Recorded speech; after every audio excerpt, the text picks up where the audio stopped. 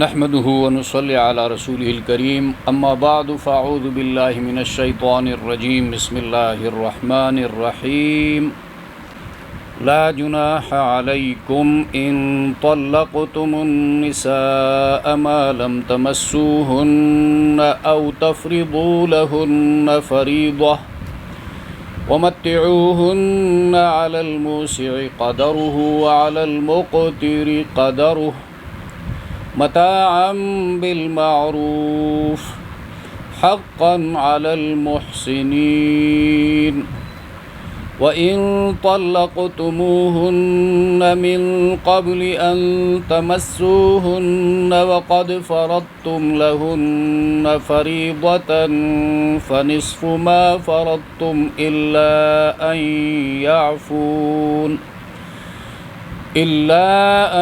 يعفون أو يعفو الذي بيده عقدة النكاح وأن تعفوا أقرب للتقوى ولا تنسوا الفضل بينكم إن الله بما تعملون بصير۔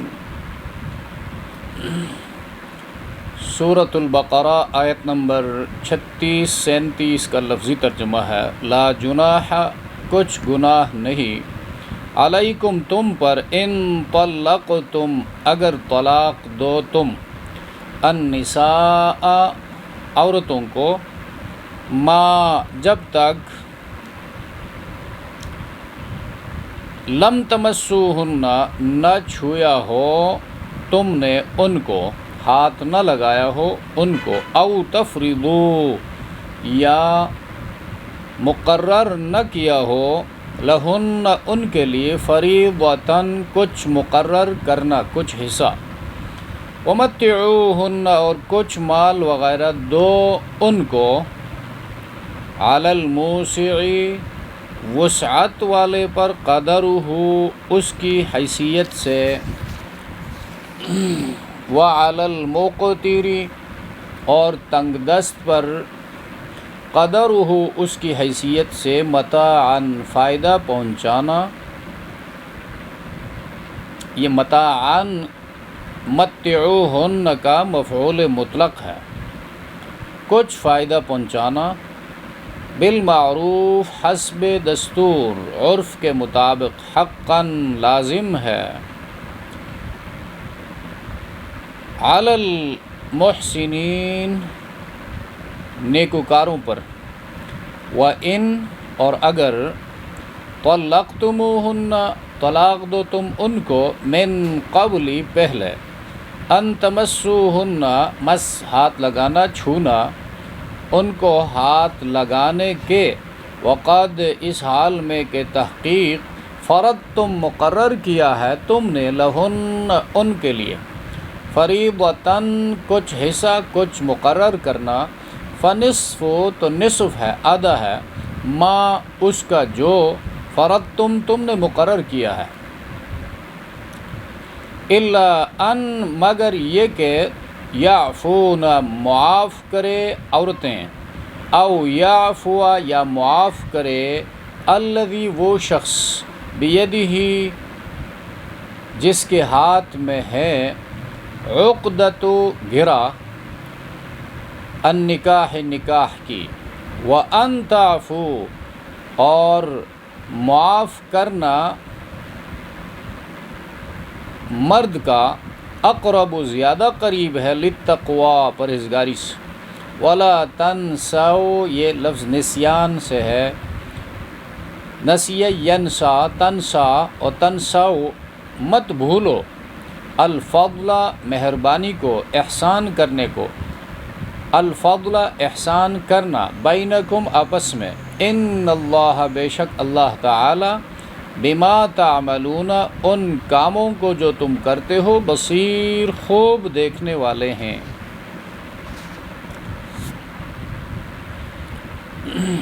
ان آیات میں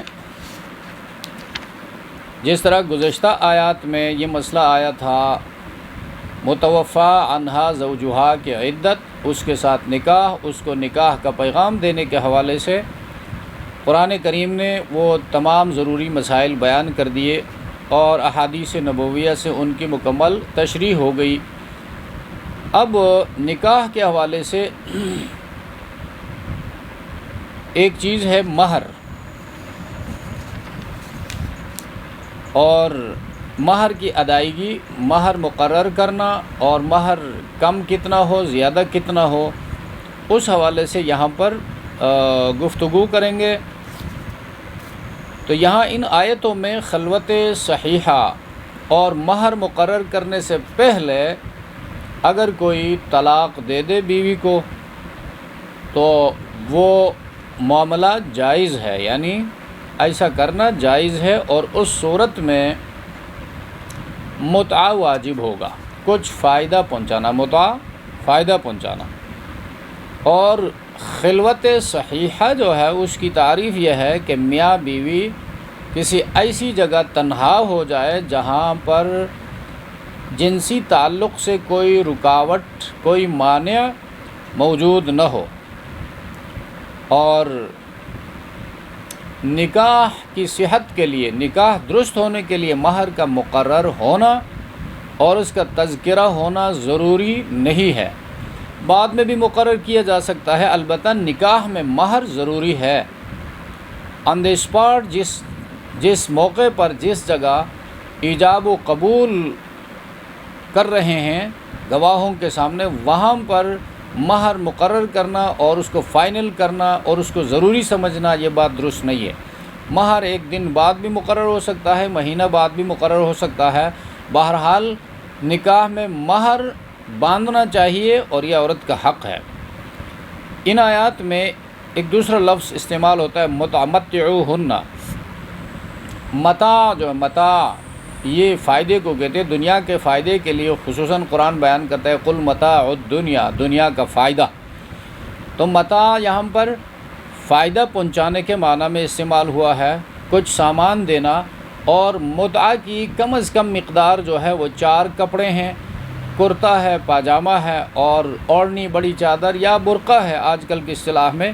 اور زیادہ کی کوئی حد نہیں ہے۔ خاوند اگر زیادہ دینا چاہے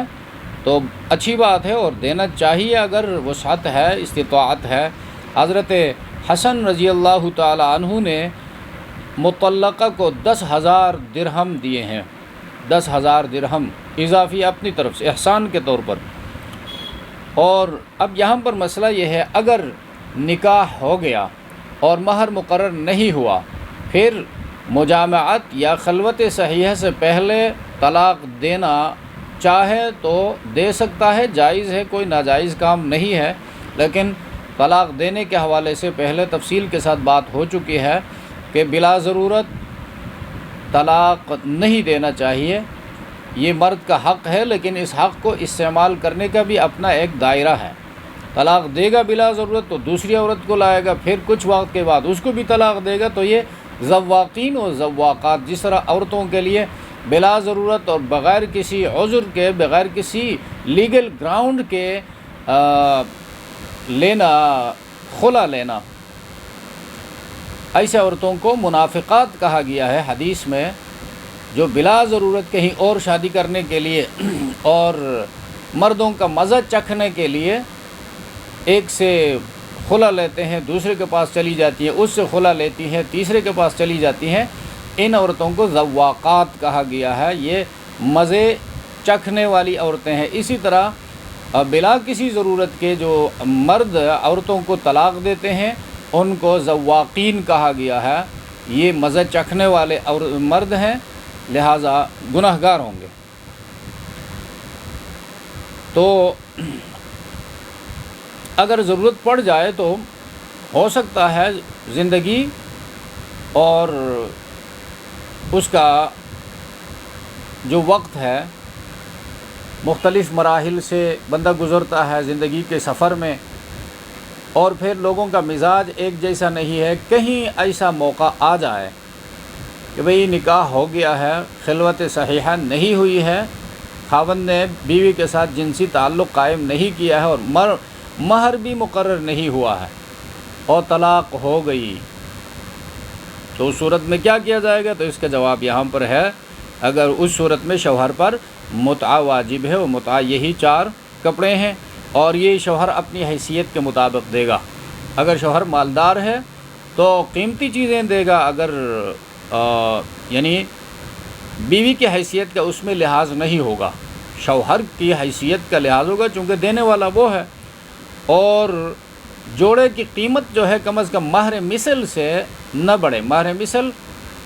اس مہر کو کہا جاتا ہے جب لڑکی جو ہے اس کے خاندان کی دوسری عورتیں ہوں گی، یا اس کے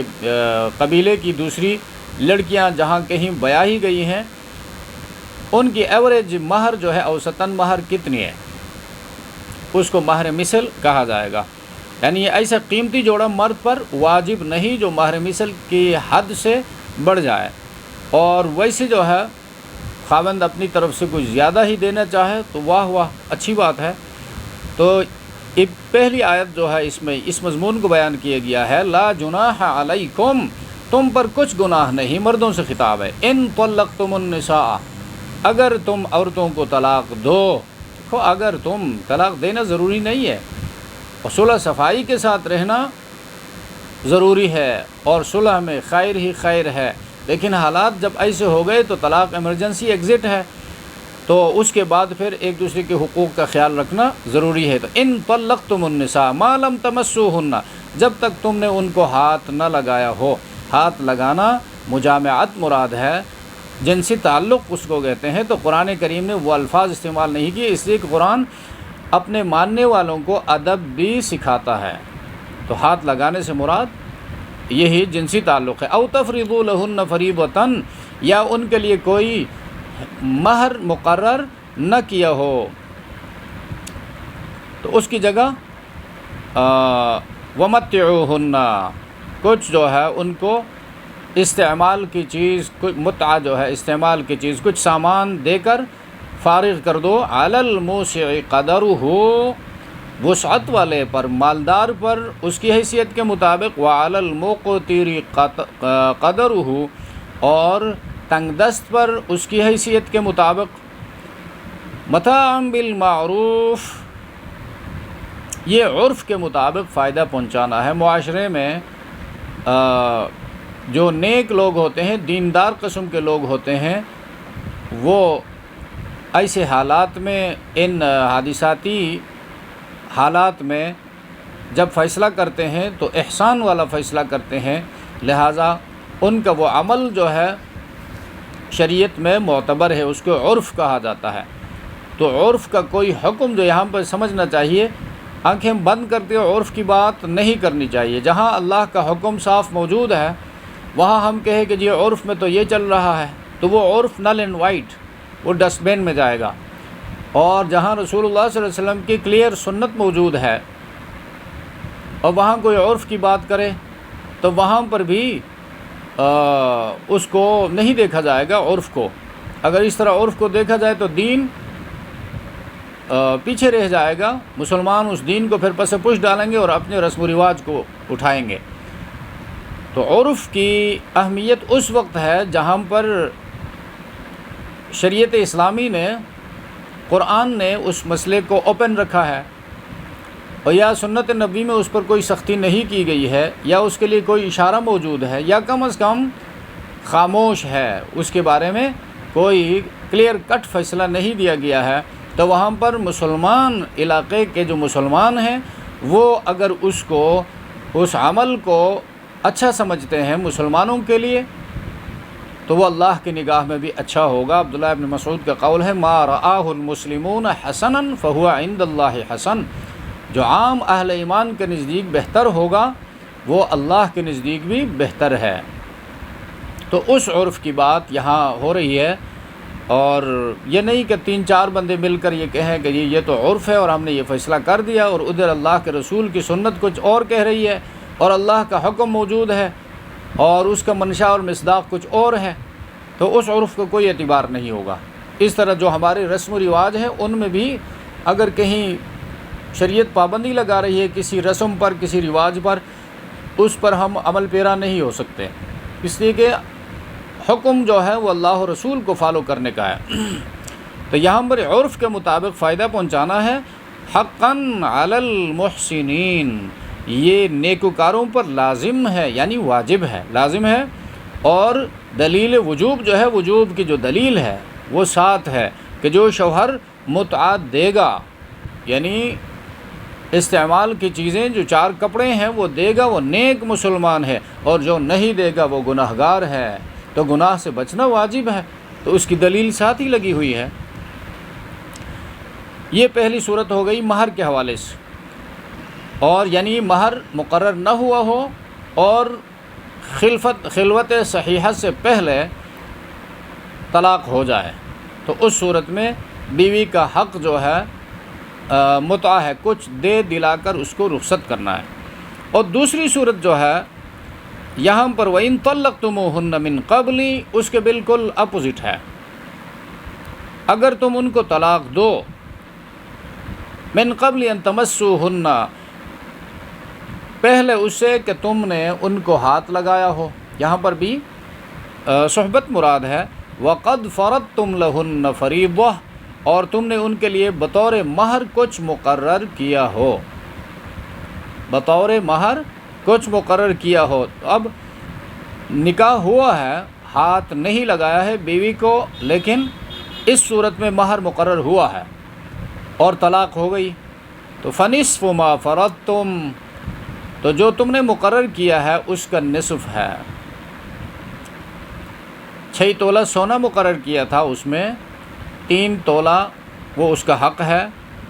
اور 10 لاکھ روپیہ مہر مقرر کیا تھا تو 5 لاکھ روپیہ اس کا مہر ہے۔ تو اس کی وجہ یہ ہے کہ خاوند نے اس بیوی سے کچھ فائدہ نہیں اٹھایا ہے۔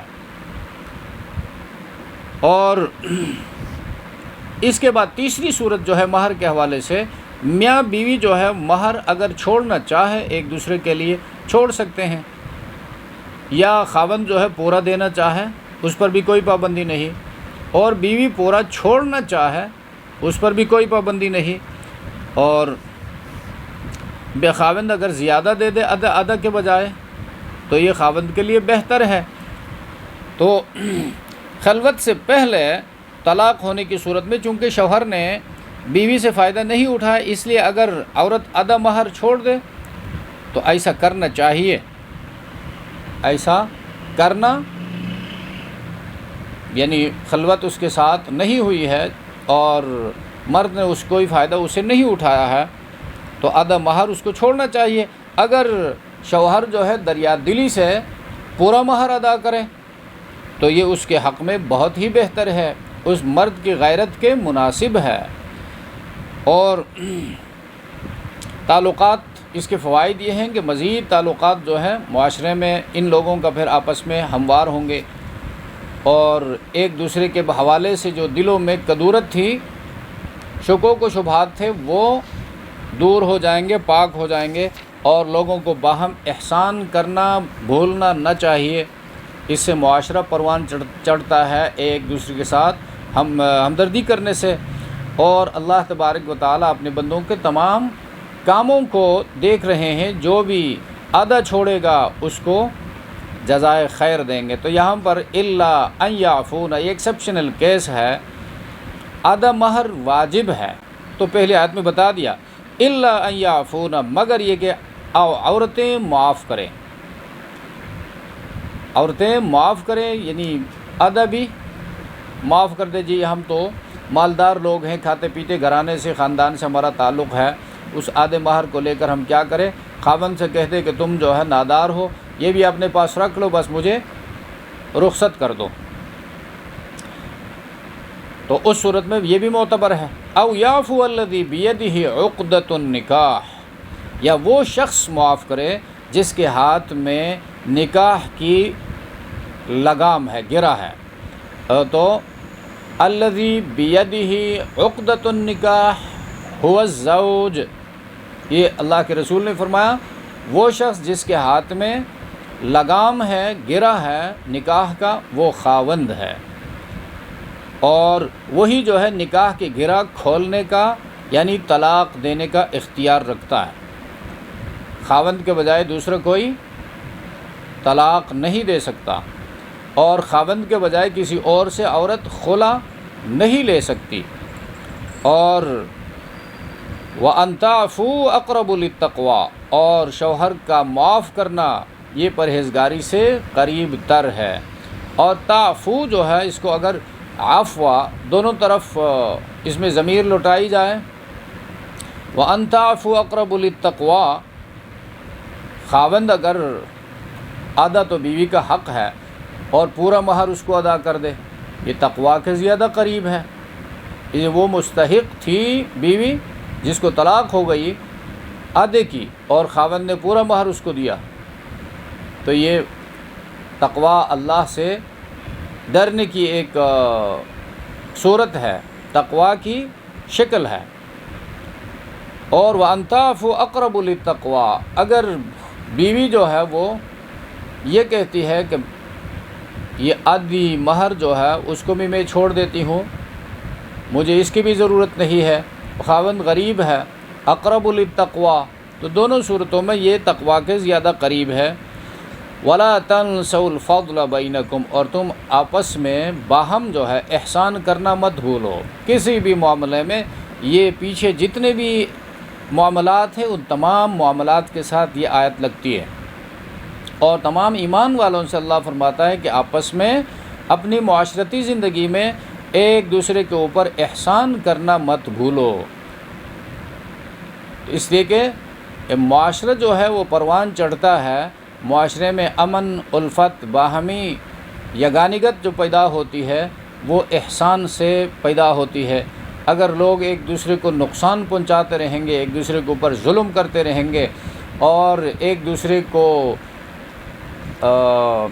ملزم ٹھہراتے رہیں گے، الزامات ایک دوسرے پر لگاتے رہیں گے، ان معاملات میں نکاح کے وقت اور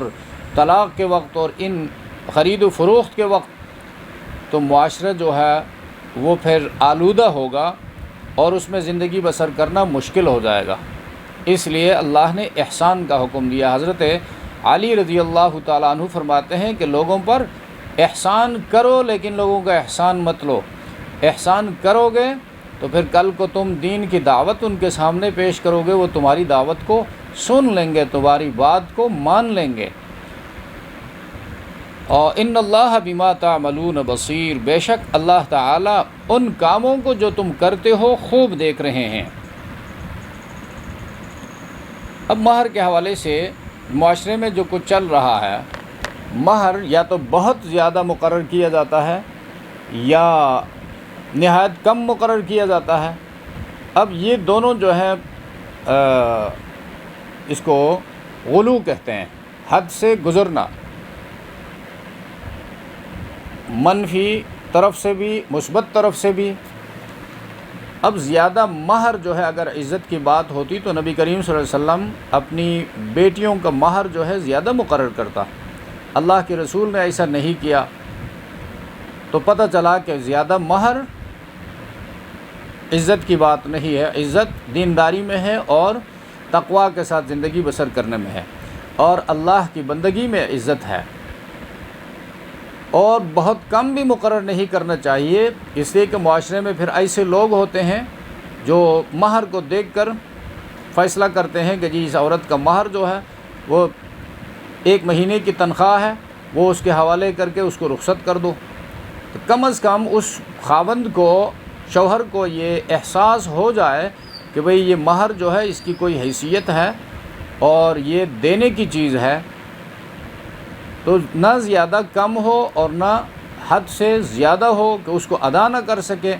اور ادا نہ کرنے کی صورت میں پھر جو نتائج سامنے آئے ہیں اور آتے ہیں آئے دن میڈیا پر، پرنٹ میڈیا، الیکٹرانک میڈیا میں، لوگ جو ہے اس بھاری مہر کو ادا نہیں کر سکتے ہیں، اس کے ساتھ جو ہے بیوی کے ساتھ ناچاقی بھی پیدا ہو گئی، تو خاوند اس کو ذبح کر کے دریا کے حوالے کر دیتا ہے۔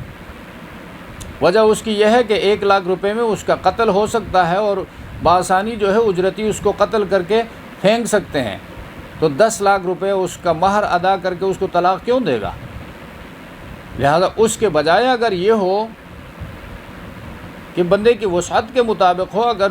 میاں بیوی میں ناچاقی بھی ہو گئی، غلطی جس طرف سے بھی ہو، خاوند اس کو طلاق دینا چاہتا ہے تو اس کا مہر جو ہے اس کے حوالے کر کے اس کو اس کے والدین کے حوالے کر دے کہ ہمارے درمیان جو ہے نباہ نہ ہو سکی۔ تو شریعت اسلامی کے جو احکامات ہیں ان میں حکمتیں ہی حکمتیں ہیں اور بندوں کے لیے فائدے ہی فائدے ہیں۔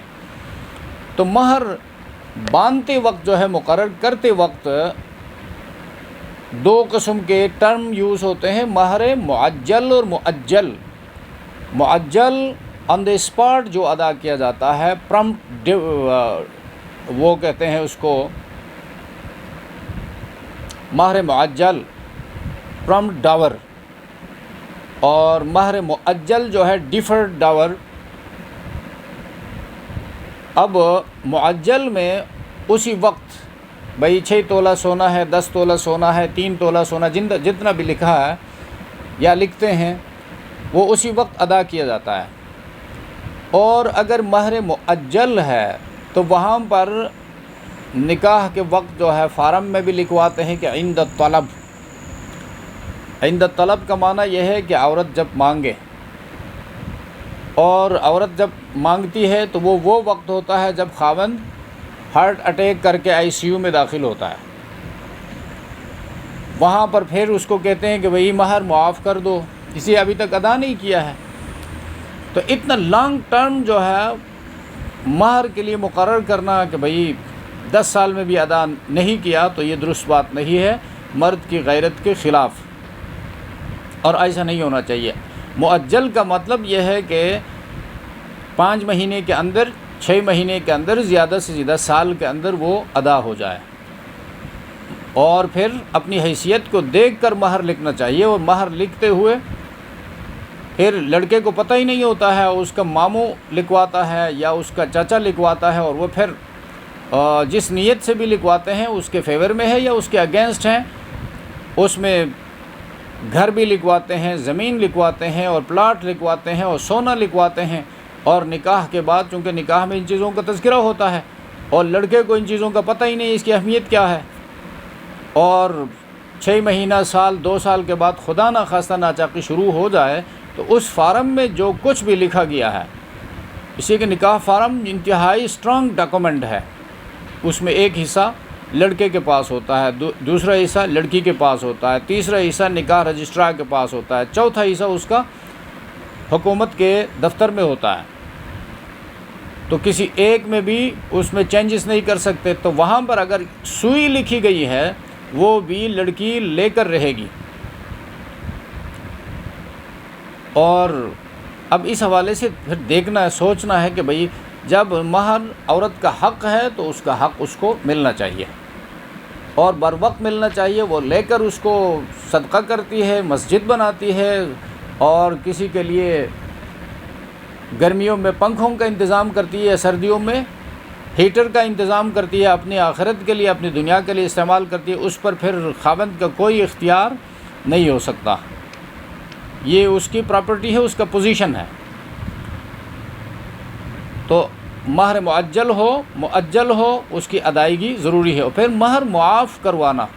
بعض لوگ یہ کہتے ہیں جب تک بیوی نے مہر معاف نہیں کیا ہے اس کا کوئی صدقہ قبول نہیں ہے۔ یہ بے بنیاد بات ہے، اس کی کوئی حیثیت نہیں ہے۔ اسے گھر کے اندر وہ اور اس کا خاوند یہ دونوں مل کر زندگی بسر کر رہے ہیں، اندر کے امور جو ہے وہ انجام دے رہی ہے، اور باہر سے کما کر خاوند لا رہا ہے۔ تو یہ اس مال میں بھی جو صدقہ وہ کرتی ہے اس میں یہ شریک ہے، حصہ دار ہے۔ تو وہ جو کچھ کرتی ہے اس کو اس کی نیکیوں کا اجر ملے گا، اور خاوند جو کچھ کرتا ہے اس کو اس کی نیکیوں کا اجر ملے گا۔ اور معاف جو کرواتے ہیں، معاف کروانا علماء نے لکھا ہے عورت سے مہر معاف کروانا یہ درست بات نہیں ہے، مرد کی غیرت کے خلاف۔ اللہ نے مرد کو جو محتمم اور ایڈمنسٹریٹر بنایا ہے، منتظم بنایا ہے، اس کی ایک وجہ یہ ہے کہ اللہ نے تجھے تکوینی طور پر مرد بنایا ہے، اور دوسرا اختیاری کہ تم مہر ادا کرتے ہو۔ یہ اختیاری شق جو ہے وہ اسی صورت میں ہے کہ خاوند مہر ادا کرتا ہے۔ ہاں اگر کوئی بیوی جو ہے اپنی طرف سے لوگوں کو گواہ بنا کر مہر معاف کر دے تو معاف ہو سکتا ہے، یہ نہیں کہ معاف نہیں ہو سکتا، معاف ہو سکتا ہے، لیکن معاف کروانا اور اس سے ریکویسٹ کرنا کہ مہر معاف کر دو یا اس کا کچھ حصہ معاف کر دو، یہ مرد کی مردانگی کے خلاف۔ اور پھر یہ بات بھی علماء نے لکھا ہے کہ ایک بار اگر اسے معاف کروایا گیا اور خدا نہ خواستہ ناچاقی ہو گئی اور اس کو طلاق مل گئی اور اس نے پھر سے مطالبہ کر دیا کہ جی مجھے میرا مہر ملنا چاہیے، تو اس کا مطلب یہ ہے کہ اس نے دل سے معاف کیا ہی نہیں ہے، یا اسے جبراً معاف کروایا گیا ہے۔ اس کی دلیل یہ ہے کہ وہ دوبارہ مطالبہ کر رہی ہے۔ اگر اس نے خود اپنی دلی رضا سے معاف کیا ہوتا تو مطالبہ نہ کرتی۔ اس کا مطالبہ کرنا اس بات کی دلیل ہے کہ اس نے معاف نہیں کیا ہے، لہٰذا عدالت جو ہے خاوند سے لے کر وہ مہر اس کو دلوائے گی۔ تو یہ معاشرتی احکامات ہیں اور ان کو سمجھنا چاہیے۔ ابتداء میں مہر معاف کرتے وقت سوچنا چاہیے اپنی حالت کو۔ فارم جب فل کر رہے ہیں تو جو لڑکا ہے یا خاوند ہے اس کو چاہیے کہ اس فارم پر نظر ڈالے کہ یہاں پر جو کچھ لکھا گیا ہے ان چیزوں کو میں ادا کر سکتا ہوں یا نہیں۔ ایسا تو نہیں ہے کہ مہر اتنا مقرر کیا گیا ہے کہ نکاح کے بعد بس خاوند جو ہے اس غم میں مبتلا رہے اور پوری زندگی جو ہے وہ کماتا رہے لیکن اس بیوی کا مہر جو ہے پوری زندگی ادا نہ کر سکے، یہ تو اس کے لیے مصیبت بن گئی۔ تو اپنی حیثیت کے مطابق مہر مقرر کرنا چاہیے۔ اللہ تبارک و تعالیٰ ہم سب کو سمجھ عطا فرمائے۔ سبحان ربک رب العزت عما یصفون وسلام علی المرسلین والحمد للہ رب العالمین۔